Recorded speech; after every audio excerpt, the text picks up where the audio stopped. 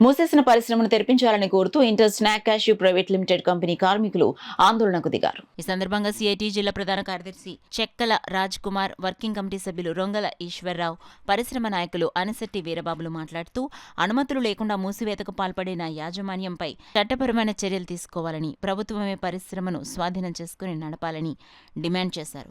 ఈ కార్యక్రమంలో కె చక్రధర్, జయ, చంటి, సత్య, భాగ్యలక్ష్మి, గోవింద్, ధర్మాజీ, శివలక్ష్మి, గోడగాల వీరబాబు తదితరులు పాల్గొన్నారు.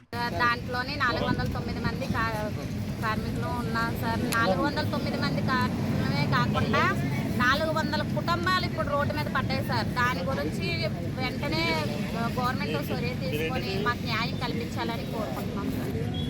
అర్థంతంగా మూసివేయడంలో రోడ్డు పడ్డారు సార్. మేము ఇది నమ్ముకొని ఇది ఉంటుందని కంపెనీ ఇళ్ళ మీద లోన్లు కట్టి తెచ్చుకొని మేము ఎన్నో అప్పులు చేసుకొని బ్యాంక్ లోన్ కట్టి తెచ్చుకున్నాం సార్. అర్థంతంగా మూసి చేస్తారు. దానికి ఏమీ చెప్పలేదు. మీటింగ్ అని చెప్తామని చెప్పి కూడా మాకు గేట్ తాళాలు వేసేసిన తర్వాత యాజమాన్యం ఏం పట్టించుకుంటుంది సార్.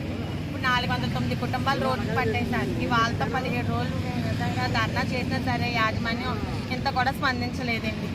కార్మిక శాఖ అధికారులు కానీ, స్థానిక ప్రజాప్రతినిధులు కానీ, జిల్లా అధికార యంత్రాంగం కానీ ఏమాత్రం పట్టించుకోవడం లేదు. కార్మికులు ధర్నా చేస్తుంటే చేసుకోండి, రోడ్డుకి ఆందోళన చేస్తున్నారో చేసుకోండి, తప్పితే మేము పరిశ్రమను తెరిపించేటువంటి పరిస్థితి లేదు అని చెప్పి యంత్రాంగం తెలియజేస్తూ ఉంది.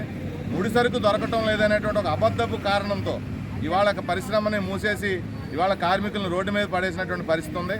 కేవలం లాభాపేక్ష వల్లే మళ్ళీ భవిష్యత్తులో ఇది కనుక ప్రభుత్వం యాజమాన్యం కనుక తెరవకపోతే ఆ పరిశ్రమని ప్రభుత్వమే స్వాధీనం చేసుకుని 409 మంది కార్మికులకి ఉపాధి కల్పించాలని చెప్పి సిఐటిగా డిమాండ్ చేస్తూ ఉన్నాం.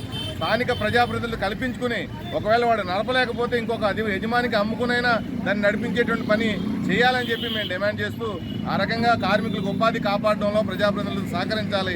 రాష్ట్ర ప్రభుత్వం చెప్పేది ఒకటి, జరుగుతుంది ఒకటి.